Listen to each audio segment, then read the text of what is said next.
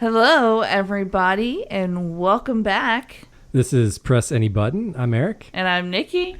And we have taken a pretty long break. I don't think we've taken a break quite as long as we've taken between Season 6 and this season, which is Season 7. Yeah. We were doing a different game every 2 weeks, and it was time for just a little bit of a break. I know I personally needed to do some stuff that got me out of the house, so I've been I've been doing a local pottery class with the Parks and Rec around here. Been learning how to do the pottery wheel and things of that nature. It's been pretty fun. Yeah, and we've got a whole bunch of new glasses and plates and mostly bowls. Bowls, yeah, a lot of bowls. Mostly bowls. Hey, I made that one thing that our kitchen brush sits on. Yeah. Like a spoon rest. You replaced cool. the other thing that the kitchen brush sat on, so that was cool. Yeah. It's a nice break from all the digital stuff because you're really getting in there. You're really doing stuff with your hands. It's very tactful and things like that. So, cool. Yeah. Yeah, that's What have nice. you been working on, Eric? So I was feeling kind of inspired from Michael and his game, Muster Man and stuff like that. So I've been... Inspired or jealous? A little bit of both, I feel like. Inspired and jealous. Yeah. But it has been fun to learn. Like, I've been learning Game Maker and stuff, doing a bunch of tutorials and a bunch of pixel art. Yeah, learning how to code and stuff like that. I know how to code, but learning how to code within Game Maker and use the API and all that stuff. But yeah. Now you've been doing a lot of tutorials and stuff. Yeah, it's been a lot of fun to learn all the different steps in the process, but it has been a little bit tedious. So for sure. Yeah, taking up a lot of time. Yeah, I mean, we've talked about a lot of games where there's only been one person that works on the whole game, and it usually takes them a long time. So yeah, it's not surprising. We'll definitely keep you guys updated. You know, when Eric starts making some real progress and wants to start putting it out there. But until then, stay tuned. Oh my gosh, Eric. What's that, Nikki? I'm feeling a little tingly sensation. Do you feel any? You know what? I'm feeling it a little bit too. Yeah. There's something I should tell you this morning. There was a spider in the garage, neon green, and it did bite me. I didn't think anything of it because my arm didn't swell up or anything, but I have been feeling a little weird today. Well, did you see that when you left for work? Yeah, I feel like that spider got me too. Yeah. No way. Ditto. Are you able to go invisible? No, I'm able to go semi-translucent. Nice. Which is actually kind of off-putting in a weird way. I don't know. Sounds cool to me. But yeah, if you haven't put 2 and 2 together, we didn't announce a game at the end of the last episode, but today we are going to be discussing Marvel's Spider-Man Miles Morales game, which I'm pretty excited about. Yeah, me too. So Marvel's Spider-Man Miles Morales is a 2020 action-adventure game developed by Insomniac Games and published by Sony Interactive Entertainment. The game is a spin-off and continuation of Marvel's Spider-Man 2018 and the second installment in Insomniac's Spider-Man series. And this was my pick. Yeah. And I gave Eric the super easy challenge of getting the platinum trophy. And we'll see later if he did that or not. Just FYI, getting the platinum trophy was get all the other trophies in the game. So yeah, we'll check back in and see how that went. Yeah, I know. No biter. And before we do get started, just a quick spoiler warning. We'll be talking about like the story and the ending and stuff like that. So if you haven't played this game and you're looking forward to that story, play the game first and then listen to the podcast after. Yeah. Cool.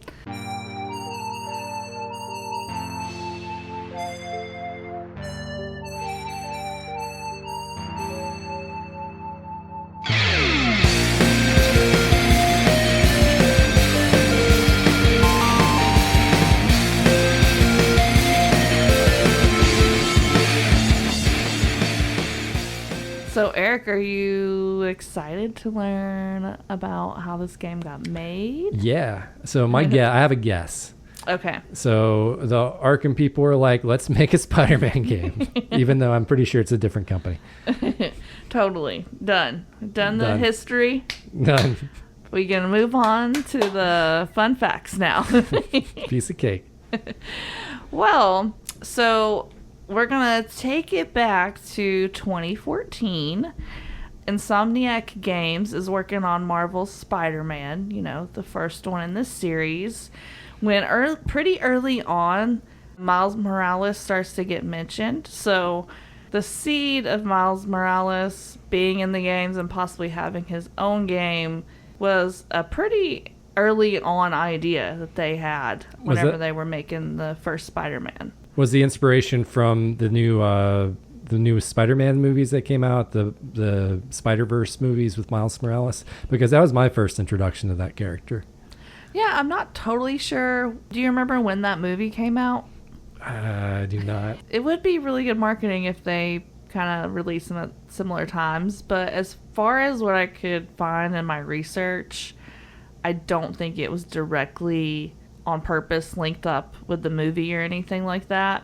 Actually, according to Brian Intihar, probably butchering that last name, but he was one of the creative directors that worked on Spider-Man Miles Morales. He said, during the early days of development of Marvel's Spider-Man, we discussed various ways on how to make our universe feel unique from other Spider-Man experiences. One idea included having both Peter and Miles live in the same universe and have their paths cross. The more we learned and read about Miles, the larger his role became in the game. So when the idea of him having his own game came up, at that point, it felt like a no-brainer. Yeah, that's interesting. So I guess they went a different direction of the Spider-Verse version where they'd kill off Peter Parker like pretty early on in that movie. Yeah, so in this game you have Peter and Miles, and they even, they work together and they're friends and all that stuff. And they're best friends, and they probably hang out all the time. Yeah, totally. So in case you don't remember, you're not familiar with the series, the progression of the games is Spider-Man, and then Spider-Man, the City That Never Sleeps, and then Spider-Man Miles Morales, and then Spider-Man 2. Wait, so there's 2 games before Miles Morales? Yes. Huh. Yeah, I didn't know that. The City That Never Sleeps could be like an additional DLC added on to the Spider-Man game. That's it's probably the same year. That's probably what it was then. I'm just looking at the list, but yeah, that is part of it. But it could just been a DLC. It probably is, in fact. I should have probably not even said it, but whatever. Here we are. But yeah, so this is actually a middle game, and it's sort of like its own game in a way. It doesn't really connect to the first one and the second one, I don't think. In my research, people were comparing it to like one of the Uncharted games. It was like a one-off game, but not really a part of the series. Yeah. So I think it was like kind of connects, but not really. I haven't played either one of the other Spider-Man games, so I'm not really sure. Okay. Yeah, I mean, that makes sense to me. They didn't call it, they didn't call this one Spider-Man 2. Exactly. They called it Spider-Man Miles Morales. Yeah. So it's like, it might be lightly connected, but it's really kind of its own game. Yeah. And tackling the 2020 sequel, Insomniac Games wanted to build on the success of Marvel's Spider-Man, but also add to the experience of the original game. And I think that shows up a lot because even like when they were making this game, because they were able to utilize so much of the pre-existing game mechanics and systems and stuff like that, over 50% of this game was done in 5 months. Wow. Yeah. That's fast. Yeah, it was in pre-production from August to December 2018. I mean, the more I think about it, it's like, okay, we can mostly keep the same map in New York. The city doesn't like suddenly change. I mean, they probably had to go in and change it a good bit for like different sections, but like all in all, like a lot of the main buildings are still going to be there. Central Park's going to still be there. It's like, yeah, most of the assets are still going to be like New York. And, the swinging function of Spider-Man, that's going to be somewhat the same. I did read that they made Miles Morales his flying is more clumsy and theatrical than Peter's because he's younger and less experienced, Yeah. which I thought was a nice little touch. I'm like, man, I should have played the first Spider-Man game. But those games are still like $60. Yeah, they're still pretty expensive. I mainly got this one because it was finally on sale. I had it on my wish list. It finally went on sale. I was like, yep, I need to get that. But yeah, this is where they worked on making Miles Morales more unique and developing his skill set, as well as deciding on themes and the design of the game was during this pre-production planning time. Yeah, I feel like that was easy. Like, okay, we'll take Spider-Man and then we'll give him a bunch of extra powers. Yeah. And so after that, the main production took about 15 months. They had 10 months planned, but ended up adding another 5 months on to, I guess, just kind of flesh everything out. So yeah, that led to it being released November 2020 with overall positive reviews. Yeah. So yeah, I can totally understand why. Yeah, it was a lot of fun. Are you ready for some fun facts? Man, it's been too long since I heard some good fun facts. Oh man, too long. And man, I should have looked up some of these fun facts before I finished the game because it would have been kind of helpful. Because my first fun fact, in fact, is that there are so many different abilities available in this game, such as a variety of gameplay options. It's hard to believe that there would be any buttons on your D-pad that aren't assigned to anything, right? There's so many moves, there's so many things you can do. Yeah. But actually, there's 2 free buttons on the D-pad, and you can program them to do like shortcuts, basically. So you can do macros. yeah, I didn't know the name, but I'm like, oh man, they allow you to assign your own shortcuts. I was like, dang, I wish I would have known that when I was playing. That's funny. And that would have been, I just thought that was a really cool addition. I don't think I've ever been able to do that on any other game. Or at least that I'm known of. Like maybe I could. You but I didn't know. you could assign like specific moves that would normally be a combination of buttons to like a single button. Yeah, that's pretty cool. That is pretty cool. Would you have used that if you knew about it, Eric? Maybe, once I got kind of used to like where the rhythm and like where to go, what buttons to hit for things, I kind of like didn't want to change it up too much. Yeah, true. All right, fun fact number 2. Well, it starts out not so fun, but it ends fun, okay? Right. As most people know, as you probably know, Stan Lee passed away before this game was released. However, if you want to pay your respects, there is a bronze statue of Stan Lee hidden in the city. Ooh, that's cool. And it's actually a trophy to like you can get if you go and pay your respects to Stan Lee, even though his name is Mike in the game. It's next to like Mike's Deli, I think. And on the front of his statue, it says, "Dedicated with love to the man who nourished our hearts, minds, and souls of the true believers everywhere. Excelsior." That's cool. So I thought that was pretty nice little tribute. Stan Lee is a cool dude. And definitely has a pretty crazy legacy. Yeah, for sure. All right, and then fun fact number 3. So, Eric, did you notice any iconic New York City buildings that maybe were missing? I don't know enough about New York to really have noticed, probably. That's true. We've never been to New York City, but the iconic Chrysler building is missing. What? And do you want to know why? Chrysler because the Chrysler building was in the Spider-Man 2018 game, the first one. Oh, okay. I was about to say Chrysler wouldn't sign the advertising deal. Basically, Chrysler went under new ownership in 2019.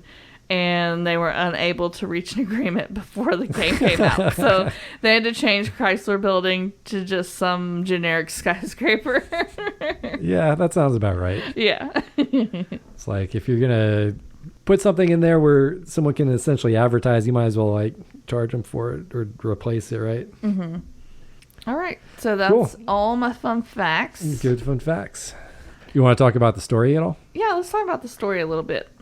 So the Spider-Man story is that Peter Parker Spider-Man goes on vacation for 2 weeks, leaving Miles Morales Spider-Man, the only Spider-Man to defend New York in that very short window of time. Who's a recent Spider-Man also. Yeah, he's new. It's He's fine. new. It's 2 weeks. What can happen in 2 weeks? What's the worst that can happen?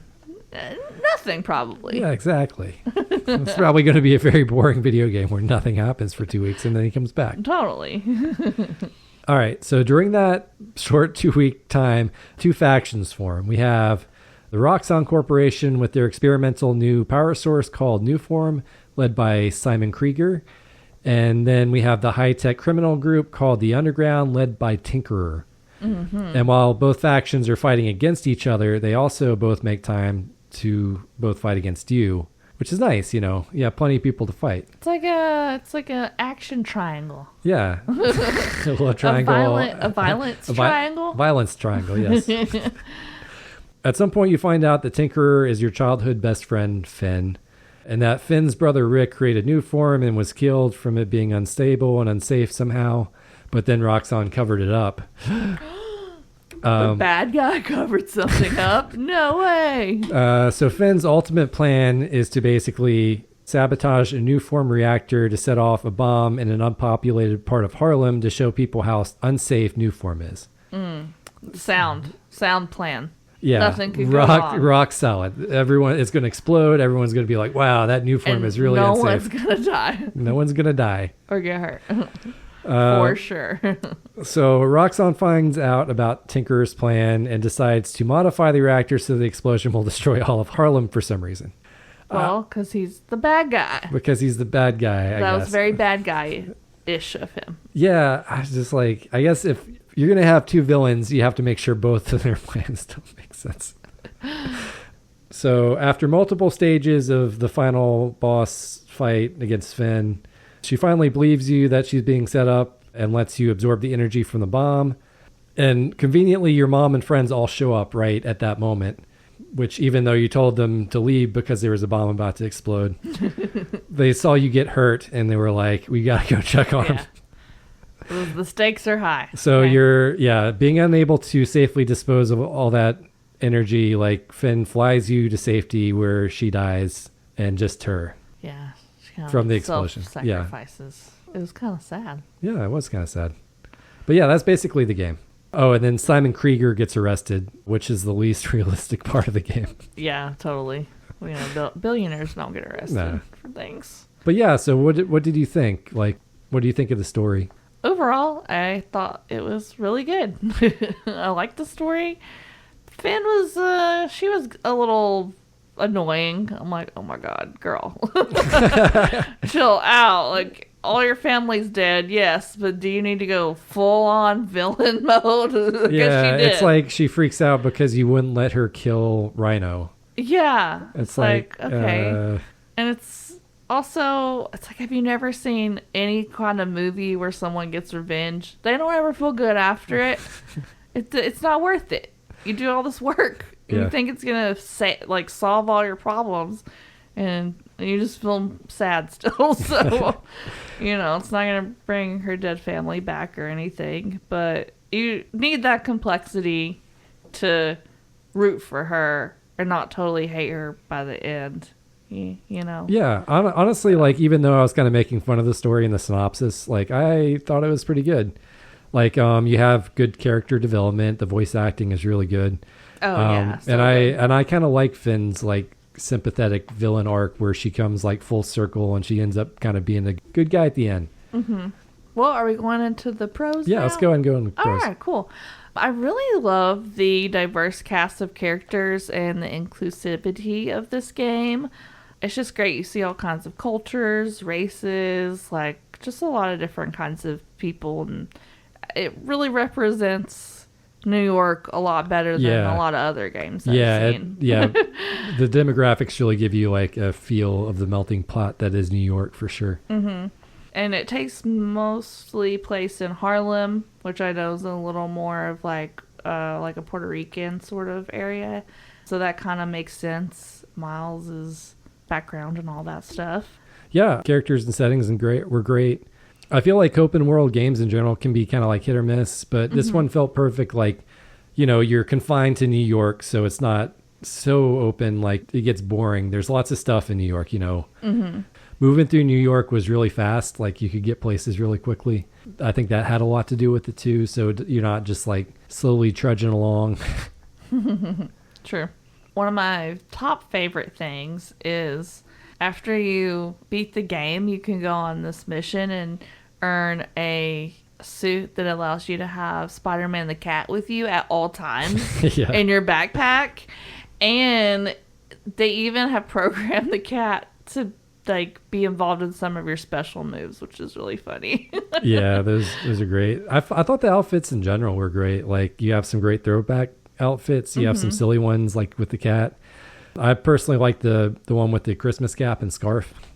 Oh yeah, I did have that one on for a while. Yeah. But then once you allow me to have a cat, I'm never gonna not have a cat. Yeah, true. Like that's just who would do that? Yeah, and then I also like the fact that you could kind of like change them up whenever you wanted to, and that like they would be just part of the cutscenes. Like so it's like they didn't change your costume back into like your regular costume during the cutscene. It was like, yeah, whatever costume, whatever silly thing you're wearing, that's you.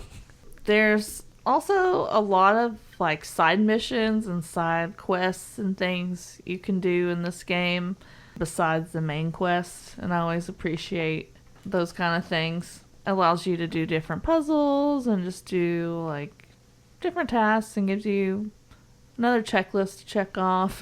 Yeah, I like that too. Like you kind of go back and forth between doing some story stuff, like okay, yeah, I'm gonna do some side missions because I just kind of want to do some action stuff and I want to like sit through story. But yeah, they've got like the time capsules, so you can go find those, and that's like memories that you and Finn share, or like something that evokes a memory. They have the chests that you can loot. They're like Finn's chests, basically. You can steal her tech stuff. Then your uncle gives you these cool like puzzles where you have to find a sound and record like a sound bit. Yeah, I thought that was kind of a neat change up from the normal just find that object. I was like, point to the sound. And then there's like these stealth missions you can do, and yeah, a lot of like different options of things, different kinds of like gameplay situations, I guess. Yeah, I honestly thought the combat and stealth sections of the game were great. They feel heavily inspired by the Arkham series. I feel like, for sure. I feel like a lot of games are kind of inspired by the Arkham series of combat, though. That's basically your main combat is like that style where, you have to dodge, you have to counter, you do combos and stuff. You have some moves that take longer, so sometimes you have to like dodge out of the move.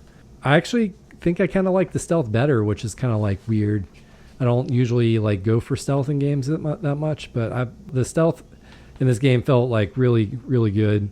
Once you get the feel for it, like it takes a while to like figure out exactly how to do it, where they don't like just instantly see you. Oh, for sure. And you were playing on the hard mode, right? Yeah, so it was like either I could sit there and wail on an enemy for a while, or I could just take them down with one button. Yeah, one by one and be sneaky. Yeah. Another thing I liked is it was just like you could go back and forth too, like in combat. So like you could go and do combat for a while, and then you could go hide and essentially go back to stealth mode if you wanted to.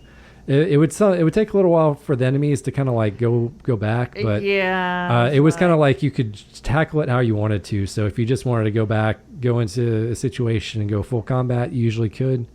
Or if you wanted to just take more of a stealth approach, you could. Yeah, it kind of depends on which fights what you're doing, because sometimes enemies have this like technology where if you're invisible, they can scan and then it makes you not invisible. Yeah. And if they have that, then you can't go hide. Once you're in combat, you're in combat. That's true. You can't go back. Yeah. So I just try to be, if I was going to be sneaky, I would just try to be sneaky until maybe there's only like 3 left, and then I would go fight them or something. Yeah. You could be sneaky until the little thing makes you uninvisible. Or makes you visible, I guess. It was really fast. Yeah, it gives you a second to breathe. And speaking on that, I feel like the fighting mechanics are really fun, and it doesn't feel overly repetitive like in certain other games I've played where it's like, okay, I'm just doing the same 3 moves over again. The moves list on this game is really long, so I feel like it just didn't feel super repetitive. Yeah, which is hard, for a fighting game. It's almost too long. It definitely took me a while to like feel comfortable in combat. Like the first few times I'd play it, I'd come back to it, I'd be like, crap, how do I do everything? So I really liked the graphics. I thought they were fantastic, and everything ran super smoothly. I think this game came out for PS4 originally, which might explain some of that. And we were playing on PS5. Mm-hmm. One of the things that impressed me most was just how quick the load times were. Yeah, I noticed that too. So if you were like fast traveling or something, it would take like a second or something. Like it was so easy. So like it looked fantastic, and it like ran super fast. So, yeah, not a lot of glitches or anything. Yeah. I don't know if I ran into any glitches, actually. I ran into a few. I remember booting the game up at one point, and like I couldn't jump. Like I hit the X button, my character wouldn't jump. Oh, that's weird. So I just like fast traveled, and then it came back. I guess it reset, it reloaded or something. But yeah, that was kind of weird. Yeah, I was like, okay, why aren't you jumping? Another thing I like is Miles gets additional superpowers in this one that Peter doesn't have. At least I know of so far. I don't keep up with all the Marvel stuff religiously, but he gets a couple of new powers for this game. One of them is power to be invisible, which is pretty cool. Yeah, it works great for the stealth missions. It's great. And then he gets this like bioelectric ability where he can sort of charge himself with electricity. And kind of like stun enemies. Yeah. And then it allows him to also use his spider webs to like connect power sources. Yeah, connect power sources. So some puzzle elements in the game. But it's it sets him apart from Peter, and then it adds like some new gameplay elements like with the stealth and stuff like that. Yeah. And then my last pro that I have that I want to touch on is the soundtrack. The music in this game is so good. It sounds like they have like modern day rappers and stuff that do songs, but the instrumental stuff is really good. Like, I like all the music. Yeah, a really, really solid soundtrack. There's even some like classic music at the beginning. You get to pick a vinyl. And Yeah, that's kind of cool. So I accidentally hit the wrong button when I was picking the vinyl, and I literally picked the first vinyl I picked up. Oh no! Because I didn't know I was supposed to be like flipping through. Yeah, I hit the wrong button or something. And I'm like, crap. I guess I choose this one. Well, they're all good, so it's fine. Yeah. Do you have any more pros? My final pro is just like, so the game is roughly like 6 to 8 hours, which might be considered short, but to me, like it felt perfect for this game. I would rather have a shorter game with less fluff than a longer game that like drags everything out. And I feel like this game just didn't have much fluff. It was fun. It was like fast and actiony. So what's your opinion? I thought it could have been a little longer. I'm glad I got it on sale, because if I would have paid like $50 for this, I would have been like, okay. Definitely wish there was more. Yeah. But yeah, I thought it could have been a little bit longer. I thought they could have had a few more, maybe like puzzle things to do or something. Yeah. But really, that's like the only con I have is like, I wish it was a little bit longer. But is that really a con? That's kind of a compliment to the people that made the game. So, yeah. While there were a lot of collectibles, there wasn't really like any challenge in finding or collecting them. There was just like, there were a couple puzzles where you had to like, manipulate a crane or something like that.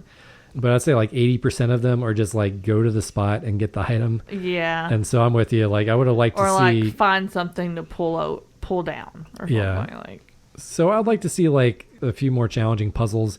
I know this might not be a fair comparison, but I always think of like the Arkham games with the Riddler trophies and stuff like that, where it's like, yeah, some of these are easy, some are hard, some are kind of between. It definitely feels like this game is more geared towards like a younger audience too. So maybe they don't want to make the puzzles be super hard or anything, or maybe like more for families or something. All right, so Eric, you want to talk about some strategy? Sure. You don't want to start? Sure, I'll start. Yeah. We kind of talked about this a little bit, but the list of moves is kind of long. So if you would just take a second, look at it, memorize some of the moves, that'll help you out a lot. Looking at a list of moves. Like button mashing is not going to help you on this one, really, because then you'll end up just doing like simple kicks and simple punches. When you really need to be doing those combo moves. Yeah, sometimes you got to hold a button as opposed to just hit it really fast. Yeah. Yeah, sure. So for me, I played on the hardest difficulty setting. Yeah, because I'm really good at video games. Because you're super hardcore. And I found that sometimes it was easy to get like overwhelmed with enemies in combat. So like if there was the stealth option available, I would usually try to go that route. Oh yeah. I think it almost encourages that too, because some of the fights would just be there's no way that you could take all of them down. You have to at least do half of it. Especially if they're a bunch of like snipers and stuff, because they'll kind of like all like trigger at once or something. Oh, for sure. So stealth to me like almost made the game too easy once I got good at it. Like even the specialized enemies that like have the ability to look up and like scan a ledge or something, like there was nothing really super challenging in the stealth sections. What's another piece of strategy? I would say utilizing the fast travel, the subway system. Oh man, yeah. Because sometimes it'll be having you go like 4,000 feet or whatever the metric is. And like it takes you quite some time to swing that distance. So the swinging is fun sometimes, but it can take a while if you're going a long distance. So definitely recommend just using the subway. Yeah. What I would do is sometimes I'd just look at the map and see if there's stuff on the way, or like maybe I could fast travel to something nearby where I could pick up an item first or something. I was all about like trying to map out the most efficient route. Yeah. Hey, that's pretty good. Pretty smart. So the moves where you're temporarily invulnerable, like the Venom Punch or the finisher moves, it's extremely important to use those when you can, because you're temporarily invulnerable. Otherwise you get used to hitting the dodge button just a lot. Yeah. At least if you're playing on the harder difficulty settings. Anything else? Not really. We kind of already talked about doing some of the missions stealth. Like the stealth is a lot easier than combating a whole bunch of enemies. So it's like where you can just do the stealth stuff. But that's all I really have. Don't forget, like my last one is just don't forget that you can make yourself invisible whenever you want. Yeah. As long as that meter's full. And that like, even if you can't go back into the stealth section of the game, you can at least like give yourself a little bit of a break and like maybe like heal, or maybe get like a Venom Punch ready or something like that, or get like a move ready where you can be like, okay, coming out of this, I'm going to do this, or go after this guy that's been like bugging me, like this guy with this gun. Yeah. And there's actually a few puzzles where you need to go invisible to get the time capsule or whatever too. Yeah. And there was one I kept trying to do it. I kept getting caught by the construction workers. They're like, get out of here. I was like, man, I'm going to have to come back at nighttime. And then I was like, no, wait a second. I can go invisible. That's the whole point of this. Like, duh. Okay. All right, Eric. So did you find anything about the future? So there's the next Spider-Man game, which already came out, Spider-Man 2, which came out in 2023. Yeah, it's a weird trilogy because it's like Spider-Man, the 2018 one, Spider-Man Miles Morales, and then Spider-Man 2. Even though the story doesn't connect, it feels like a trilogy to me. I don't know. Yeah. I saw that the next one in the series is supposed to be Wolverine, right? Yeah. So I don't know if that's going to connect. I'm not sure why it's listed in the same series if it wouldn't be connected. So I imagine it's together, but that could be really cool. There's no announced release date yet, but I'd be excited about a Marvel's Wolverine game by the same company. Yeah. I want to play the first one and the second one now. Yeah, me too. But neither one of them are on sale, and they're still pretty expensive. So. Yeah, maybe at a secondhand store would be a good option. Yeah, that's a good idea. I did put them on our wish list too, so if they do go on sale, we can get them. But yeah, maybe we should go check Mega Replay or Still Collectibles out. Yeah, that's a good idea. For sure. So, Eric, were you able to complete the challenge that I gave you that was super easy and probably everybody could do it? The get every single trophy in the game challenge? Yeah. You totally got all the trophies, right? I did 100% the game. Nice. On the hardest difficulty. So, I mean, almost. That got me about 34 out of the 50 trophies. Yeah, you didn't even go visit the Stan Lee statue. So yeah, I mean, trophy. I could have gotten more of them, I think, but like one of the ones was like beat the game again on New Game Plus, and I'm like, I don't know if I want to play it again. It was a good game, but immediately. It was a good game, but like if I go back and play it, like I probably want to play some other stuff first. Okay, yeah. So I didn't do it. So you did not do it because you are so bad at the challenges. Very bad. Loser. I'm just kidding. I feel like the challenge was kind of like a little bit over the top. What? I feel like you should probably rap too. What? No, I definitely didn't give you the hardest challenge I could think of. And get every single trophy in the game. I'll do a short rap. Okay. I'll do a short little rappy rap. Fair enough. All right. Let's get into it.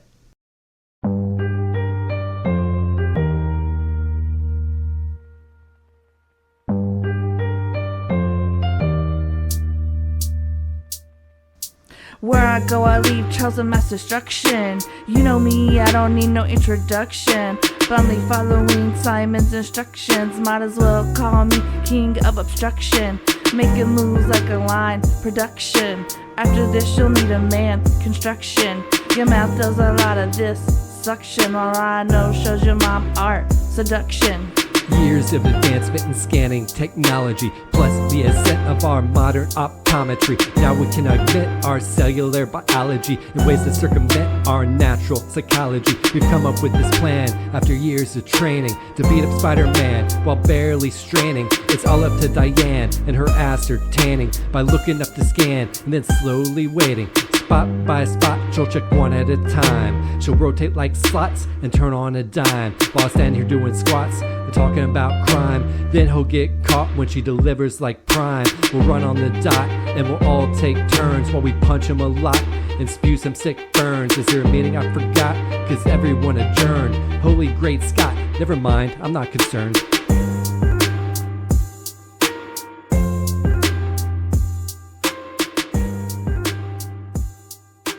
Eric, you're always writing a chapter when I'm over here writing a paragraph.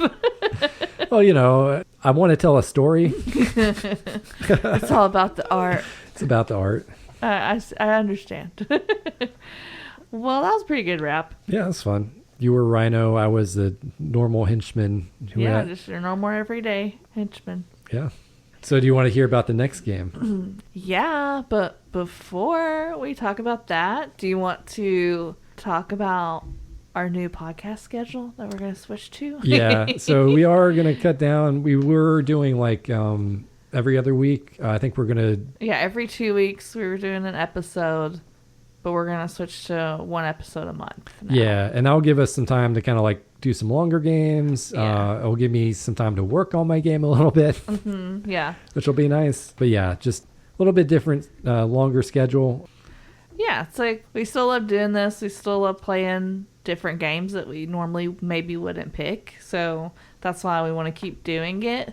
But we also want to play some other games and do some other hobbies. And also do some longer games if we want to do a longer cozy game or, God forbid, like a Dark Souls game or something. Yeah, exactly. Then we'll have a little bit more time in between to do that kind of stuff. But yeah, we're excited. And I'm excited to hear what the next game is going to be. All right. It's Eric's pick, so you never know. I'll give you a hint. It's a game we've kind of already picked. Then why are you picking it? It's a new version of the game. Oh, okay. Mega Man 48. No. I'm just kidding. So I've been playing it a lot. I bought it secondhand recently. Oh, does it have our cat's name in it? It does. It's Doom? Doom the Cat, the game. Doom the Cat. Oh, man. I would play that game. You'd just be going around getting into trouble. So this is Doom 2016, not the Doom, the mod that we played earlier. Okay. And this one's on PlayStation. Or yeah, we have it on PlayStation. Yeah, we have it. We have the disc for PS4, but we can play it on PS5, I think. Okay. So I'm excited about that. I've heard really good things about the Doom. So it's just called Doom 2016? It's just called Doom. The 2016 is because there's an earlier game called Doom. Okay. Kind of like God of War 2018. Yeah, and so you have to add the year to differentiate. Which we all know that's definitely not one of our biggest pet peeves. Just call it something else. Okay, so what's the challenge? Okay, so as opposed to get every trophy in the game, I'm going to ask you to get one trophy. Okay. And it's a fun one to get, I mean, think. I asked you to get one trophy. It just encompassed all the other trophies. The one trophy that was get all the other trophies. I mean, yeah. Okay, yeah, just get this one trophy. All you have to do, it's called Up Close and Personal. Just kill 50 enemies with a chainsaw. Piece of cake. A chainsaw? A chainsaw. That means I have to get close to things Yeah, it's called Up Close and Personal. that are creepy. I don't know. I don't like this. And, you just picked that because spooky season's coming up, didn't you? No, I mean, it is a little bit scary. You're fighting demons of hell, but yeah, it's in a fun way. I mean, the first one we played was pretty scary, and everything was like barely recognizable. It was like 8-bit or something, but still. But you're blowing them up, so it feels fine. All right. Okay. Well, sounds fun. I mean, I liked the other one, so I think playing a newer version of that will be kind of cool. Yeah, I think so. Awesome. I'm excited. Cool. All right. All right. Until next time. All right. Bye. Bye, everybody.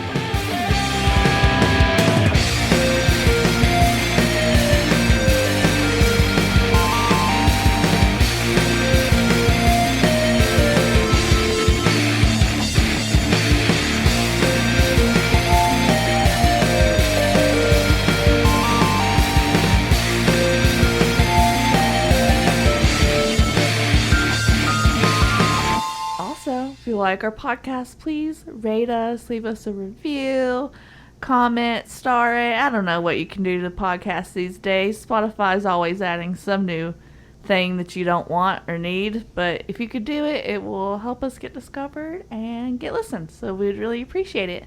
Thank you so much. Bye.